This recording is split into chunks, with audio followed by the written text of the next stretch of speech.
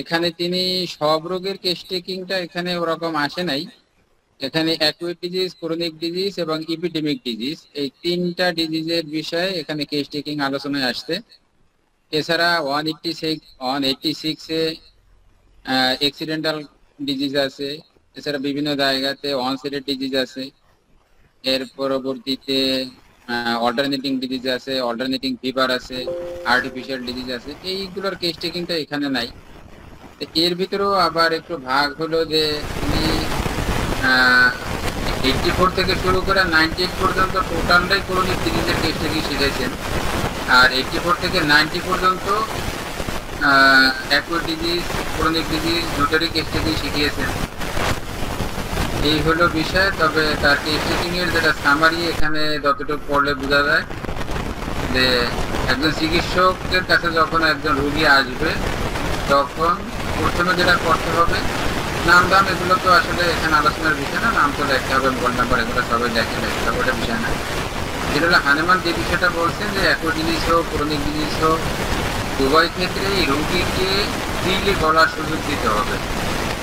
রোগীর কাছ থেকে ডাক্তার যখন কথা শুনবো তখন রোগীকে কোনোভাবেই বাধাগ্রস্ত করা যাবে না।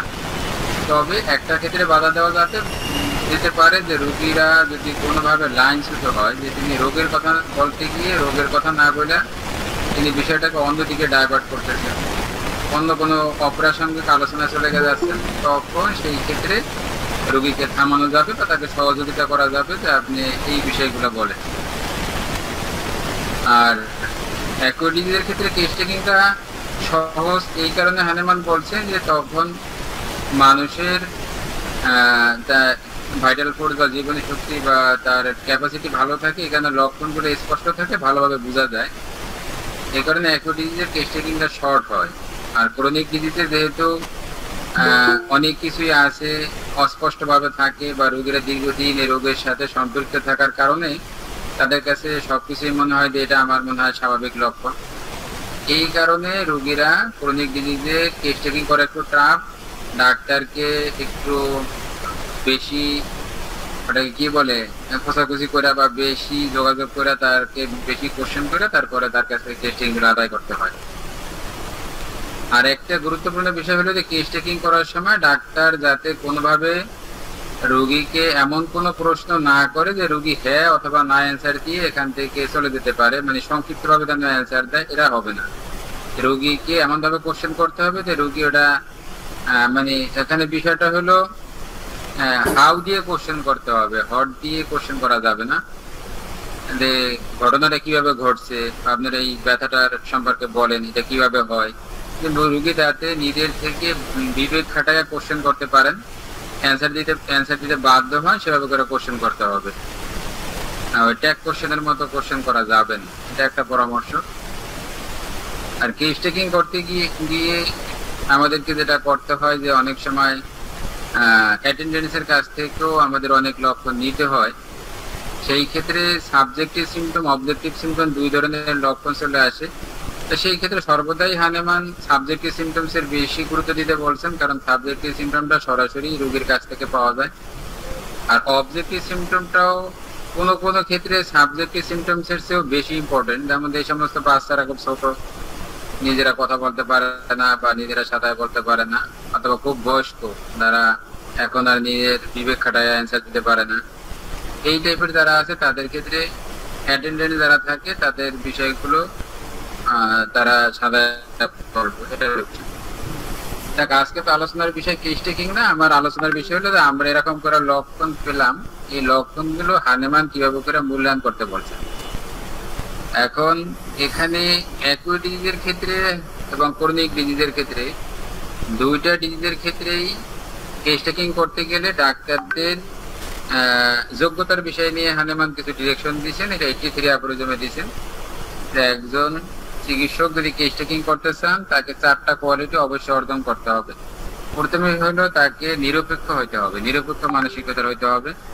দ্বিতীয় হলো চিকিৎসককে সুস্থ থাকতে হবে, তার অঙ্গ প্রত্যঙ্গ মানসিকতা এটা সুস্থ থাকতে হবে।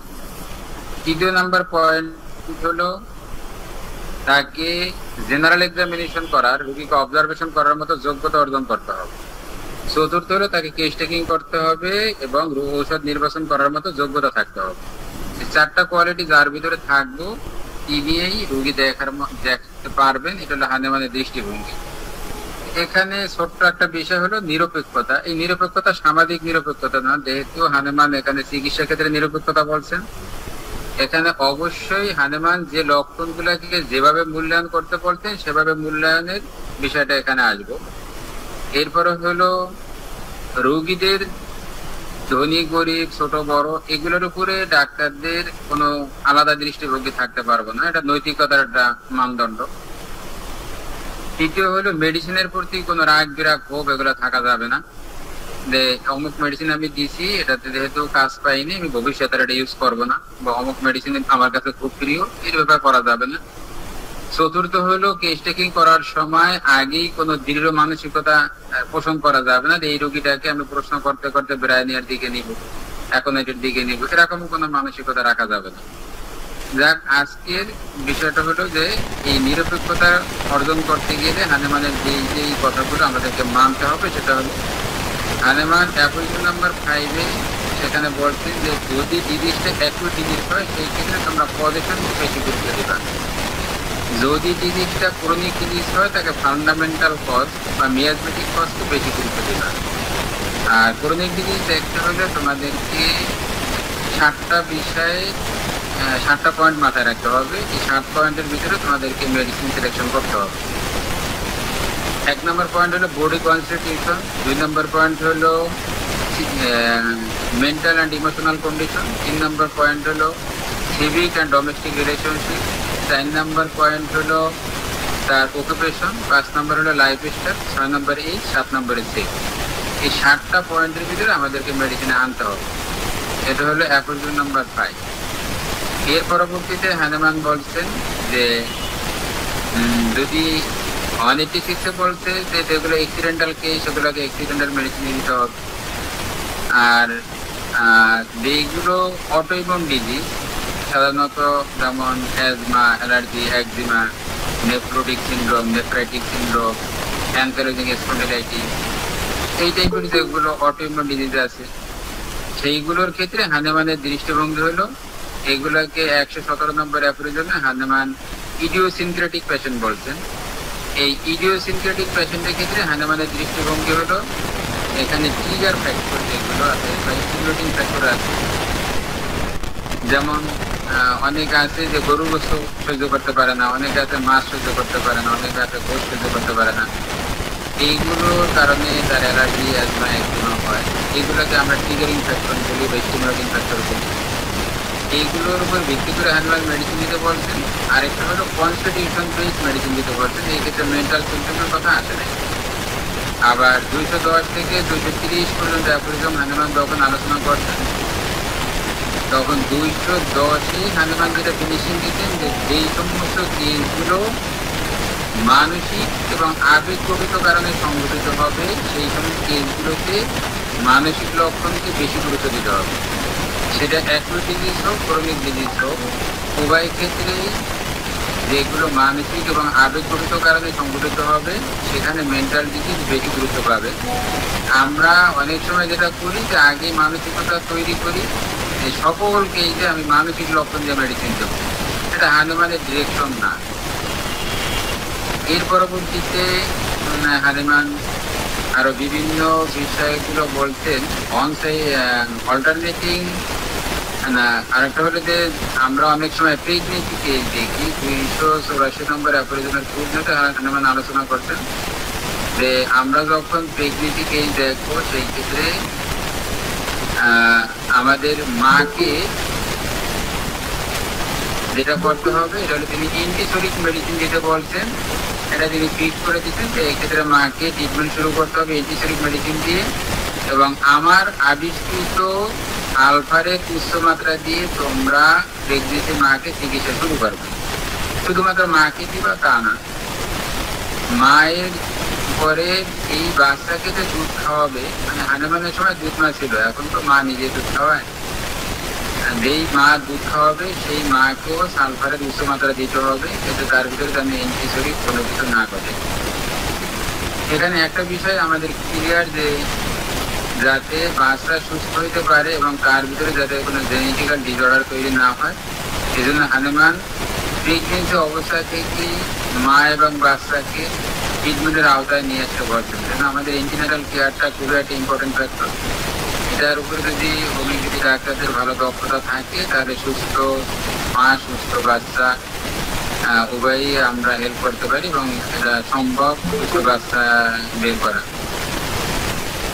এর পরবর্তীতে আরো কিছু ডিরেকশন হানিমানের আছে যেগুলোতে অন সাইডেড ডিজিজ, এইগুলোর ক্ষেত্রে আমাদের চিকিৎসা সিস্টেমটা হানিমান বলছে যে অন সাইডেড ডিজিজ হচ্ছে সেইগুলো যেগুলো লক্ষণের পরিমাণ কম কিন্তু রোগগুলো খুবই চাপ, রোগগুলো খুবই জটিল।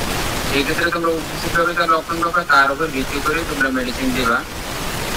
এর পরবর্তীতে মেডিসিন দেওয়ার পরে যদি তার ভিতর থেকে কোনো লক্ষণ বের হয়ে আসে তখন তোমরা যেটা করবা যে নতুন লক্ষণের উপর ভিত্তি করে নতুন ভাবে তোমরা মেডিসিন সিলেকশন করবা। এটা হলো 170 ডিজিজ 172 থেকে 185। আর লোকাল ডিজিজ বা যেগুলো আমাদের স্কিন ডিজিজ নামে পরিচিত লোকাল ভ্যারাইটিসও বলে 185 থেকে 209 পর্যন্ত, সেখানে হানুমানের দৃষ্টিভঙ্গি হলো যে আমরা সাধারণত করি যে স্কিন ডিজিজের ক্ষেত্রে মেডিসিন দেওয়ার ক্ষেত্রে খুব সকাল ব্যাগ ডোজ দিয়ে তারপর আর দিতে চাই না। কিন্তু হানুমান 282 নম্বর অ্যাপ্রিজমের পূর্ণরে যেটা বলছেন যে এক্ষেত্রে বৃহৎ মাত্রা ইউজ করতে হবে, ফ্রিকোয়েন্টলি দিতে হবে। এই ক্ষেত্রে এই বিষয়গুলো হানুমানের দৃষ্টিভঙ্গি ফলো করলে আমরা আশা করি ইনশাল্লাহ এই চিকিৎসাগুলোতে সফল হবো।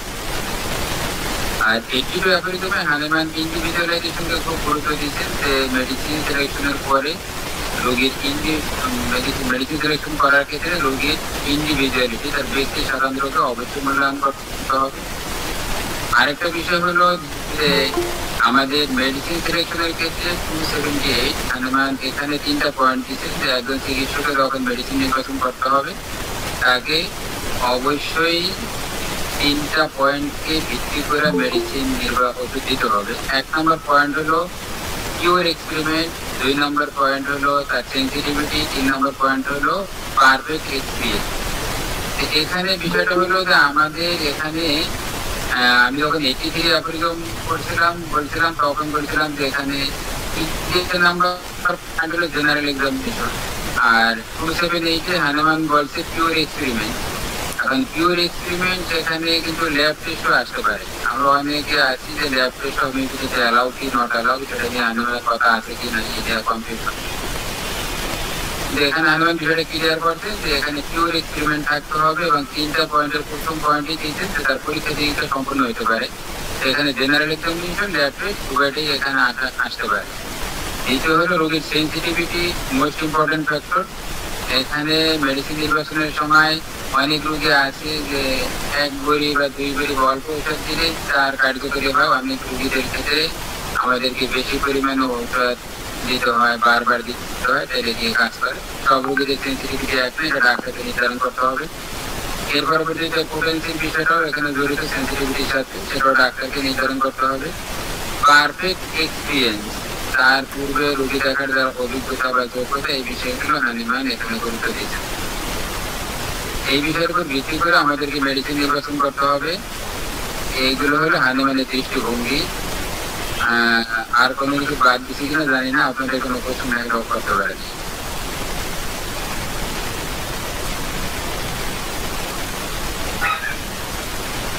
আপনাদের কারো কোনো কোশ্চেন থাকে করতে পারেন, একটু জানার কোনো বিষয় থাকলে বা আপনার আলোচনা রিলেটেড হইলে ভালো আর কি।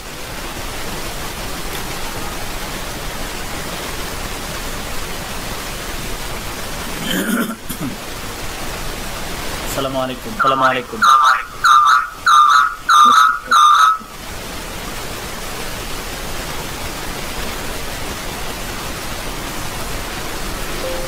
আসসালামু আলাইকুম। আসসালামু আলাইকুম। আসসালামু আলাইকুম আব্দুল্লাহ ভাই। হ্যাঁ ভাই, কোনো কোশ্চেন আছে কি কারো? জি ভাই, আমি একটা কোশ্চেন করব। জি, এই যে ছিল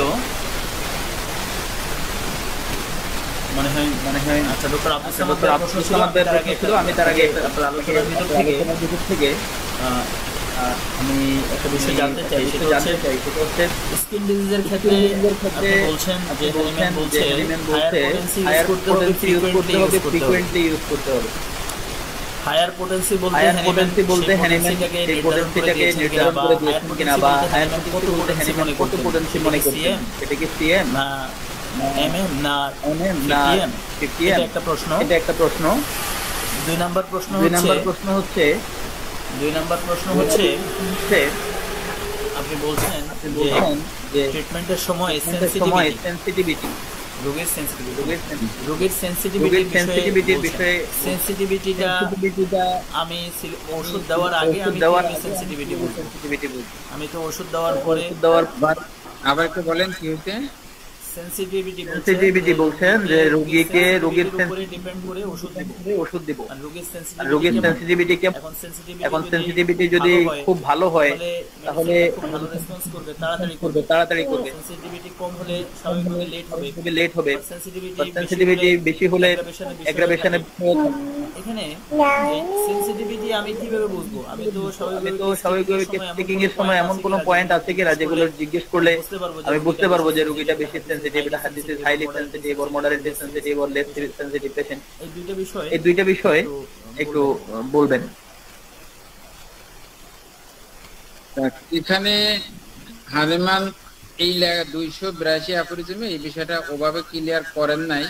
তবে হানেমান তো শুধুমাত্র 270 নাম্বার অ্যাফোরিজমে 50 মিলিসিমাল আবিষ্কারক হানেমান, আর ডেসিমালটা তো হলো সুসলার, সেন্টিসিমাল হলো হেরিং। হানেমানের যে পোটেন্সি সেখানে এমনই অনেক বড় পোটেন্সি, এই জন্য লার্জ ডোজ বা হাই ডোজ বলতে হানেমান ধারণা করা হয় যে এটাই বুঝাইছেন। আর একই কোশ্চেন আমি জিএম ফারুক স্যারের কাছে করছিলাম, স্যারে বললো যে এখানে হায়ার পোটেন্সি এরকম হইতে পারে বা বিরোধ মাত্রা এটাও হইতে পারে যে একটা বড়ি তো আমরা দেই, সেই ক্ষেত্রে আমরা 2টা বড়ি দিতে পারি। এটা হইতে পারে একটা লার্জ ডোজ। আর একটা হইতে পারে যে এখানে এটাকে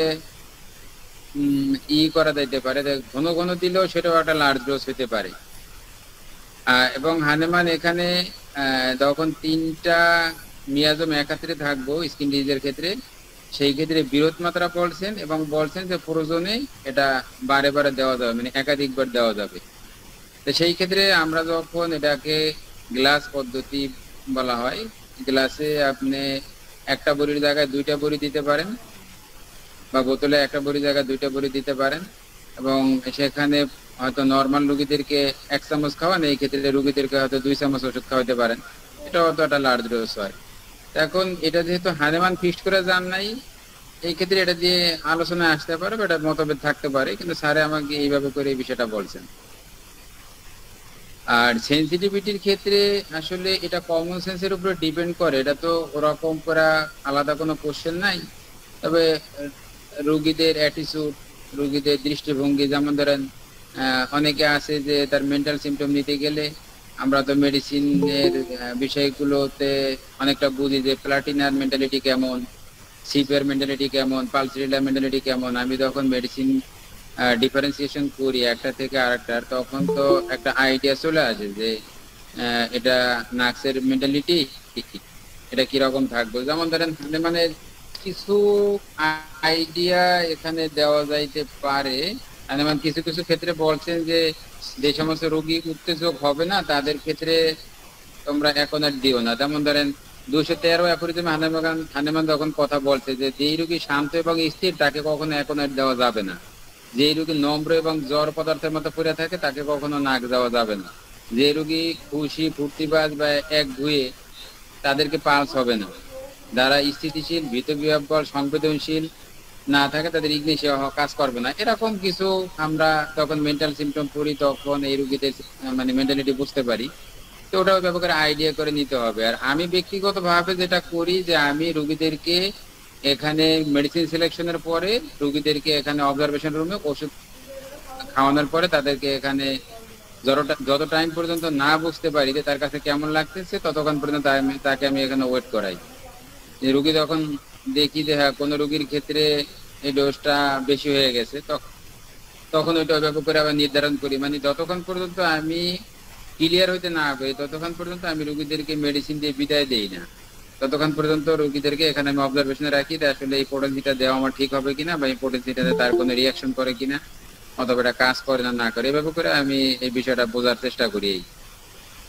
তবে আপনারা রোগীদের মেন্টাল সিমটম দিয়ে এটা হয়তো অনেকটা আইডিয়া দিতে পারবেন, আর বাকিটা একটু সময় নিয়ে, যেহেতু হোমিওপ্যাথিক ওষুধ 2 নম্বর অ্যাফোরিজমে আপনারা পাইছি যে homeopathic medicine acts rapidly, gently, permanently, most curable, most harmless and most reliable way, তো আমরা পড়ছি। তাহলে সেই ক্ষেত্রে হোমিও ওষুধ যেহেতু র্যাপিডলি কাজ করে, উইদিন 5 মিনিটসের ভিতরে আপনি বুঝতে পারবেন যে এই রোগীটার এই মেডিসিন হয় কিনা। তো এইভাবে করে আসলে মনে হয় একটা আইডিয়া নেওয়া যেতে পারে। বুঝতে পারছি কি বিষয়টা? আচ্ছা, আমি এখানে একটু, বিষয়টা হচ্ছে আপনি হয়তো 5-7 মিনিট অ্যাকিউট কেসের পেশেন্টদের ক্ষেত্রে আপনি হয়তো ওয়েট করাতে পারেন, অথবা কিছু ক্রনিক পেশেন্টের ক্ষেত্রে ওয়েট করে আপনি পেশেন্টের একটা রেসপন্স পেতে পারেন। কিন্তু যে সকল মেডিসিন আছে খুবই ডিপ অ্যাক্টিং এবং এগুলোর অ্যাকশনই খুবই স্লো, যেমন আমরা সাইনচিয়া বা লাইকোপোডিয়াম এই ধরনের মেডিসিন গুলো দেখা যাচ্ছে মেডিসিন প্রুভিং এর সময়ও দেখা গিয়েছে এগুলো খুবই স্লো, অনেক দেরিতে প্রুভারের উপরে সিমটমস গুলো দেখা গিয়েছে। আর এই মেডিসিন গুলো খুবই স্লোলি ডেভেলপ করা ডিজিজের জন্য বেশি কার্যকর। আবার দেখা যাচ্ছে এগুলো একটা পেশেন্টের উপরে রেসপন্স করার ক্ষেত্রেও খুবই স্লোলি রেসপন্স করে। তাহলে এগুলো তো আর আমি ওইভাবে আসলে চেম্বারে ওয়েট করায় আমি ওটা হয়তো বুঝতে পারবো না, এটা একটা আমার মানে কথা। দ্বিতীয় বিষয় হচ্ছে, আমি যতটুকু জানি সেটা হচ্ছে হ্যানিম্যান হায়ার পোটেন্সি বলতে তিনি 30 পোটেন্সিকে মিন করতেন, কারণ তিনি 30 পোটেন্সিকেই অনেক বেশি হায়ার পোটেন্সি তিনি মনে করতেন। এখন আমাদের ডক্টরদের মধ্যে স্কিন ডিজিজের প্রেসক্রিপশনের ক্ষেত্রে আমি দেখেছি অনেকে সিএমও মানে সালফার সিএম প্রেসক্রিপশন করে ফেলে। এই বিষয়গুলো কতটুকু লজিক্যাল, আর হ্যানিম্যান তো সেই জায়গা থেকে নিজেই সরে আসছেন 6th এডিশন 50 মিলিসিমাল স্কেলের মাধ্যমে। সেখানে তিনি মেডিসিনকে মিনিমাম কিভাবে করা যায় এবং সিঙ্গেল পোটেন্সি মিনিমাম ডোজ, এই ধরনের মানে ফিলোসফিক্যাল কথাগুলো আমরা বিভিন্ন ফিলোসফারের কাছ থেকে দেখেছি। তাহলে সেক্ষেত্রে আমরা হায়ার পোটেন্সি এখানে ইউজ করব। সেক্ষেত্রে যদি পেশেন্ট যদি ইডিওসিনক্রেটিক হয়, পেশেন্ট যদি হাইলি সেন্সিটিভ হয়, এখানে সেন্সিটিভিটি বোঝার ক্ষেত্রে আপনি যেটা বলছেন ঠিক আছে, কিন্তু সেন্সিটিভিটি তো বিষয়টা এরকম, আমরা জানি যে সোরার পেশেন্ট গুলো হাইলি সেন্সিটিভ, সোরিক মায়োজমের পেশেন্ট গুলো হাইলি সেন্সিটিভ। এদের মধ্যে যেমন ভয় এবং এদের মধ্যে যেমন লাইট বা দেখা যাচ্ছে এদের মানে নয়েজ, এগুলোর প্রতি যেমন সেন্সিটিভ, এবং এরা মেডিসিন অ্যাপ্লিকেশনের সাথে সাথে তাদের শরীরে কাজ করেও খুবই ফাস্টার হয়েছে, তারা সেই দিক থেকেও তারা খুবই সেন্সিটিভ। তো সোরিক মায়োজমের পেশেন্টরা যেরকম সেন্সিটিভ, সেক্ষেত্রে তারা অ্যাঙ্গার বা তাদের ইরিটেবিলিটি এই বিষয়গুলোতেও তারা খুবই সেন্সিটিভ থাকে। তো মানে ওভারঅল সোরিক মায়োজমের পেশেন্টরা যেমন সেন্সিটিভ, সোরিক অ্যান্টিসোরিক মেডিসিন গুলো যেমন সেন্সিটিভ, এই জায়গাগুলো থেকে আমরা সেন্সিটিভিটির সূত্র বা সেন্সিটিভিটি বুঝতে পারি কিনা, এটা আমার একটা প্রশ্ন আপনার কাছে রাখলাম। এরপরে অন্য কারো প্রশ্ন থাকলে বলবেন, আমি এতটুকু অ্যাড করলাম বা আপনার কাছে প্রশ্ন রাখলাম। এটা সংক্ষেপে দুইটা কথা বলি। একটা হলো যে মেডিসিনের বিষয়গুলোতে আপনি ষোলো বলছেন, এরকম অর্গাননে হানিম্যানের কোনো আলাদা গাইডলাইন নাই যে লাইকোপোডিয়াম 16 হইবে এটা হইব। তার দৃষ্টিতে তার প্রত্যেকটা মেডিসিনই র্যাপিডলি কাজ করবে, এটা হলো একটা বিষয়। আর দ্বিতীয় বিষয় হচ্ছে এই সমস্যাগুলো সমাধান করার জন্য হানিম্যান 50 মিলিসিমেল আবিষ্কার করছেন, এটা ইউজ করলে আর আপনার এই বিষয়গুলো নিয়ে আর কোনো ঝামেলা থাকবে না। এখানে হ্যানিম্যান অর্গাননে বলে নাই, কারণ মেডিসিনের ব্যাপারে তো হ্যানিম্যান অর্গাননে বলবে না, হ্যানিম্যান সেটা ম্যাথমেটিকে বলছে। প্রুভাররা সিম্পটমস গুলো কিভাবে পেয়েছেন সেখান থেকে আমরা একটা মেডিসিনের মোড অফ অ্যাকশনটা আমরা সেখান থেকে বুঝতে পারবো, সেখান থেকে বলছি আমি কথাটা। তো আমার কথা শেষ। ডক্টর আব্দুল সামাদ ভাই আছেন, তিনি কথা বলবেন। ডক্টর নাসিরউদ্দিন ভাই আছেন, তিনি কথা বলবেন, হাত তুলেছেন। নাসিরউদ্দিন ভাই বলেন, আব্দুল সামাদ ভাই আগে বলেন। আব্দুল সামাদ ভাই আগে হাত তুলেছেন। আসসালামু আলাইকুম ওয়া রাহমাতুল্লাহি ওয়া বারাকাতুহু। আজকে আলোচনার বিষয়ের মধ্যে স্যার বলেছেন যে প্রেগন্যান্সি মায়ের যারা আছে তাদের জন্য যখন ওষুধ প্রয়োগ করতে হয় তখন অ্যান্টিসেপটিক ওষুধ প্রথমে প্রয়োগ করার কথা বলছেন, তারপরে সালফারের কথা উনি উল্লেখ করেছেন। এখন বিষয়টা হলো যে সাধারণত প্রেগনেন্সি অবস্থায় দুইটার সময় আমাদের কাছে আসে। এক হলো যে শুরু থেকে নিয়ে 3 মাসের মধ্যে যে নওশিয়া, ভমিটিং বা ভার্টিগো বা উইকনেস, এগুলোর কারণে সাধারণত আমাদের কাছে আসে। আরেকটা অবস্থা আসে হলো সাধারণ 5-6 মাস পার হওয়ার পরে ইজি ডেলিভারির জন্য আসে। এখন বিষয়টা হলো আমি জানতে চাচ্ছি যে এই অ্যান্টিসোরিক মেডিসিনগুলো আমরা কোন সময় চিন্তা করব? এই যে প্রাথমিক 3 মাসের মধ্যে যখন নওশিয়া বা ভমিটিং বা উইকনেস বা ভার্টিগো আসে, তখন কি আমরা অ্যান্টিসোরিক মেডিসিন গুলো চিন্তা করব, নাকি যখন ওই যে ইজি ডেলিভারির জন্য আসে তখন চিন্তা করব? এই একটা বিষয়। আর দ্বিতীয় বিষয়টা হলো যে এই যে প্রেগনেন্সি মায়েদের থেকে অ্যান্টিসোরিক ওষুধ প্রয়োগ করার কথা বললেন, এটা অর্গানের কোন সূত্রে আছে এটা আমি আসলে বুঝতে পারি নাই। যদি কোনো নির্দিষ্ট সূত্র থাকে সেটা একটু জানার জন্য চাচ্ছি। জি, আসসালামু আলাইকুম। ওয়ালাইকুম আসসালাম, ধন্যবাদ। এটা হলো 284 নম্বর অ্যাফোরিজমে ফুড নোট পাদটিকা, যেটা ওখানে হানেমান এই বিষয়টা উল্লেখ করছেন। এটা আপনার কাছে যদি কোনো মা অথবা বাবা সিফিলিস বা গনোরিয়ায় আক্রান্তের কোনো ইতিহাস না থাকে, তাহলে সেই ক্ষেত্রে মা যেই স্টেজে আসেন, মানে ফার্স্ট ট্রাইমিস্টার হোক, সেকেন্ড ট্রাইমিস্টার হোক, থার্ড ট্রাইমিস্টার হোক, আপনি সালফার দিতে পারবেন অথবা অ্যান্টিসোরিক যে কোনো মেডিসিন তাকে অ্যাপ্লাই করতে পারবেন। সেটা সালফারের জায়গায় যদি দেখেন না সিমটমস নিয়ে এসে সরিনামের পেশেন্ট, সেটাও দিতে পারেন, বা লাইকোপোডিয়াম দিতে পারেন, নেট্রাম্বর দিতে পারেন। যদি সে সবাই সালফারের হবে তা তো না, যেহেতু অর্গানন একটা সিম্বল, অর্গাননটা সবকিছু ফিক্স করে দিতে পারে না। কিন্তু হানেমান এটা বলছেন যে আমার আবিষ্কৃত উচ্চমাত্রার সালফার তোমরা দিবা, এবং এটার মহত্ব একমাত্র আমি ছাড়া অন্য কেউ বুঝবো না, এটা তোমরা দাও। এটাতে মায়ের যে শরীর টেন্ডেন্সি বা তার ভিতরে যে টেনশন বা দুশ্চিন্তার কারণে যে সমস্ত ডিসঅর্ডার গুলো তৈরি হবে সেগুলো রিকভারি হবে। শুধুমাত্র মাকে দিবা তা না, দুধ মাকেও দিবা। বাচ্চা জন্মের পরে যে মাকে যে বাচ্চাকে যে মা দুধ খাওয়াবে তাকেও দিবা। এটা হানেমান 284 নম্বর অ্যাপে দেবে, খুব নোটে পাবেন। জি, ধন্যবাদ স্যার। আচ্ছা, ঠিক আছে। আসসালামু আলাইকুম ওয়ালাইকুম আসসালাম। ডক্টর নাসির জি, কেমন আছেন ভাই? আসসালামু আলাইকুম। হ্যাঁ, আছি আলহামদুলিল্লাহ, ভালো আছি। বলেন। জি, হ্যাঁ, আপনি আসলে যখন আলোচনা শুরু করেছেন আমি তখন জয়েন করতে পারি নাই, চেম্বারে পেশেন্ট ছিল, আসছি একেবারে শেষের দিকে, সম্ভবত 10 মিনিট মতো আলোচনা শুনতে পেরেছি। তো আমাদের হামিদুদ্দিন ভাই যে জায়গায় কোশ্চেন করতেছিলেন সেটা হলো, যদিও 2 নম্বর সূত্রে খুব দ্রুত আরোগ্যের কথা বলেছেন, কিন্তু আসলে এখানে হ্যানিম্যান স্পেসিফাই করেছেন কিনা যে এটা অ্যাকিউট ডিজিজ অথবা ক্রনিক ডিজিজ। যেহেতু ক্রনিক ডিজিজে লেখা আছে কিছু ওষুধ আছে 18 দিন 20 দিন পরে ক্রিয়া শুরু করে, কিছু গভীর ক্রিয়াশীল মেডিসিন আছে ক্রনিক ডিজিজে লেখা আছে যে 18 দিন 20 দিন পরে ক্রিয়া শুরু করে। এমনকি সরিনামের ক্রিয়া প্রকাশ পেতে 9 দিন সময় লাগে, আবার এর আগেও প্রকাশ পেতে পারে ক্রিয়া, কিন্তু চেম্বারে বসিয়ে রেখেই যদি বলি ক্রনিক পেশেন্টকে আপনি 5 মিনিটের মধ্যে আপনি রেজাল্ট পাবেন সুনির্বাচিত ওষুধ হলে। তো এই বিষয়ে আমি একটু অর্গানের রেফারেন্স, ক্রনিক ডিজিজ রেফারেন্স সঙ্গে একটু মতামত জানতে চাচ্ছি। জি, বিষয়গুলো হয়েছে আপনি যেটা বললেন, এটা কি প্রুভিং টাইমের রেফারেন্স দিচ্ছেন, না পোটেন্সিভ কন্ডিশনে আসার পরে 9 থেকে 18 দিন সময় লাগে সেটা রেফারেন্স দিলেন? কোনটা? কিছু ওষুধের ক্রিয়া শুরু হতে সময় লাগে 18 দিন 20 দিন। এটা কি মানে এটা অর্গানে আছে না ক্রনিক ডিজিজে লেখা আছে? কোথায় আছে এটা? ক্রনিক ডিজিজ আছে, ক্রনিক ডিজিজে। ক্রনিক ডিজিজ কোন পার্টে? ওটা পৃষ্ঠা নাম্বার আমি করতে পারবো না, আমি পরে আপনাকে অবশ্যই রেফারেন্স আমি দিব, কিন্তু এইভাবে আমি পড়েছি যে 18 দিন 20 দিন পরে ক্রিয়া শুরু করে, ঠিক আছে। এবং প্রুভিংকালীন সময়ে বিশেষ করে আমরা সরিনামের ক্ষেত্রে জানি যে ক্রিয়া প্রকাশ পেতেই প্রায় 9 দিন সময় লাগে।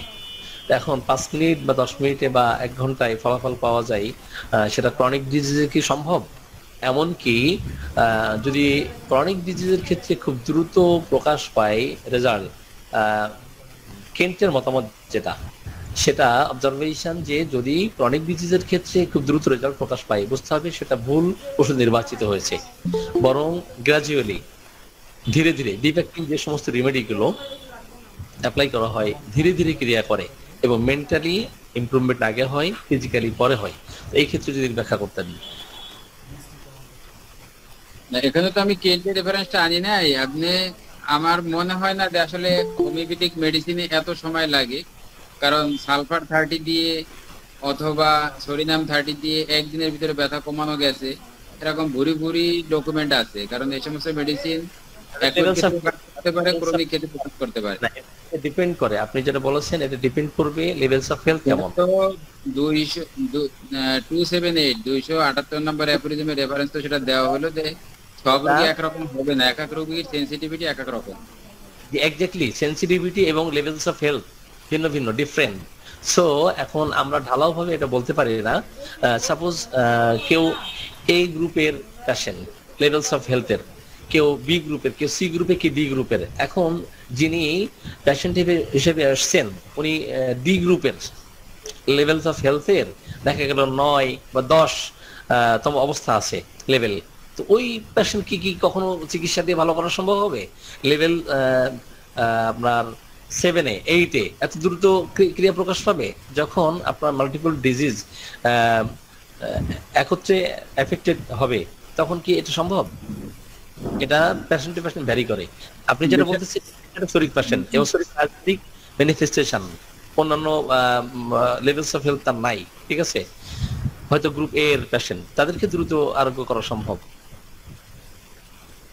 বিষয়টা হয়েছে এখানে আপেক্ষিক আলোচনা। তো আপনি হয়তো লাস্টের দিকে এসে ঢুকছেন। এটা 278 নম্বর অ্যাফোরিজমে হানেমান সেনসিটিভিটিটা ডাক্তারের কমন সেন্সের উপরে ছেড়ে দিয়েছেন,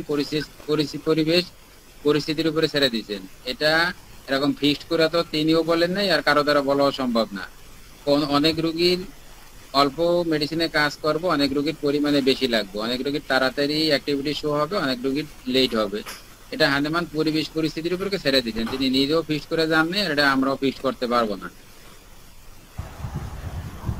সেটা ঠিক আছে, কিন্তু 5 মিনিটে কখন কোন সময় রেজাল্ট দেখা দিবে এবং কতদিন পরে দেখা যায় যে ক্রনিক ডিজিজের ক্ষেত্রে রেজাল্ট দেখা দিচ্ছে এবং তাদের লেভেলস অফ হেলথ কেমন অবস্থা, এটা ডিপেন্ড করে, এটা পেশেন্ট টু পেশেন্ট ডিপেন্ড করে, ভ্যারি করে। সেটা তো অবশ্যই করবো, ব্যক্তি কেন্দ্রিক ভেরি করবো, টাইম কেন্দ্রিক, ডিজিজ কেন্দ্রিক, মেডিসিন কেন্দ্রিক। সেটা তো এখানে সেন্সিটিভিটি ভেরি তো করবে। এই জন্য তো 82 অ্যাফোরিজমে ইন্ডিভিজুয়ালিটি নিয়ে আলাদা অ্যাফোরিজম আছে। জি জি।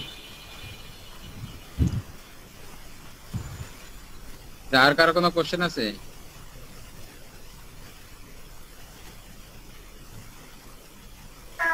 জি, যদি কারো কোনো কোশ্চেন না থাকে তাহলে আমাদের আলোচনা এখানে শেষ হবে।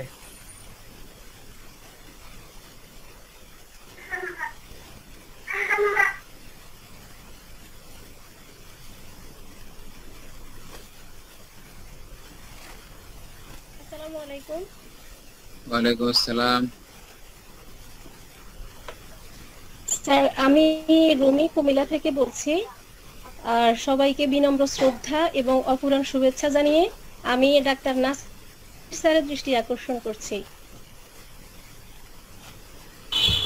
জি নাসির ম্যাডাম, স্যার, আসসালামু আলাইকুম। বলুন। জি স্যার, দুঃখিত আন্তরিকভাবে। সম্ভবত এই ক্লাসে যে আলোচনাগুলো হয়েছে বা যেসব সম্মানিত বরেণ্য চিকিৎসকবৃন্দ ক্লাসগুলো নিচ্ছেন, আমরা অত্যন্ত সৌভাগ্যবান যে আপনি আমাদের সাথে এমন একটা প্ল্যাটফর্মের সাথে যুক্ত করেছেন। তো এই কথাটা এজন্যই বলছি, আমাদের কন্ট্রিবিউশন ব্যাচ ক্লাসের সময়ের সাথে যেই দিন ন্যাশনাল হোমিওপ্যাথি ডক্টরস ফোরামের ক্লাস হয়, এই ধরনের চমৎকার আলোচনা হয়, তখন আমাদের ওই ক্লাসের সাথে এই ক্লাসের মানে সময়টা একটু আগে পরে মিলিয়ে যদি নিতেন আমরা তাহলে কৃতজ্ঞ হতাম আপনার প্রতি। অত্যন্ত চমৎকার আলোচনা মিস করে ফেলেছি। আমরা ওটা শেষ করে এখানে যুক্ত হতে হতেই দেখি স্যারের আলোচনা শেষ হয়ে গেছে। 9:30 থেকে 10:30 পর্যন্ত ক্লাস হয়, আর এখানে তো 10টার পরে ক্লাস শুরু হয় আর কি। জি,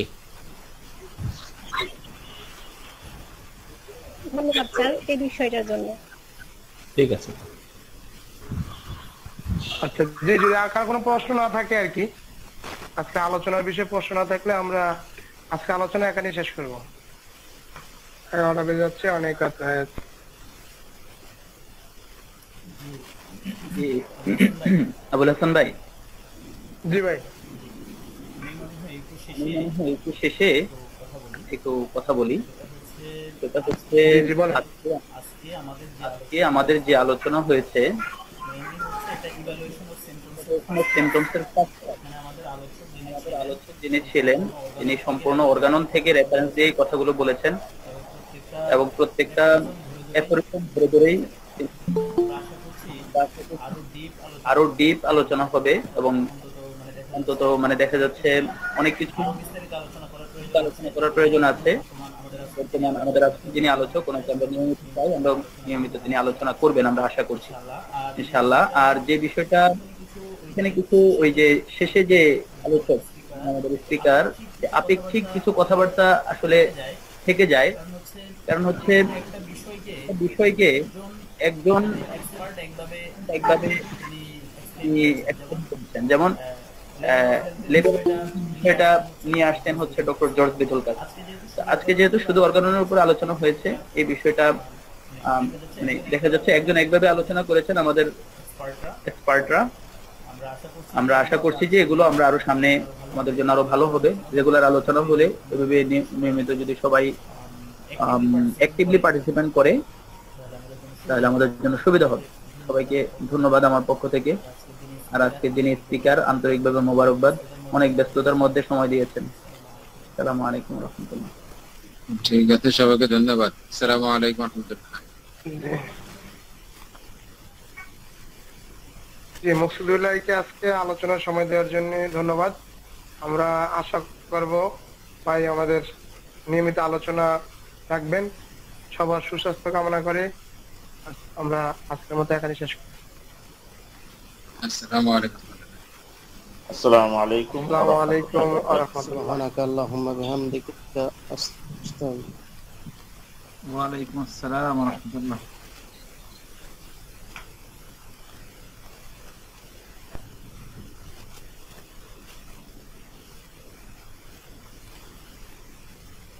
আমি সকালে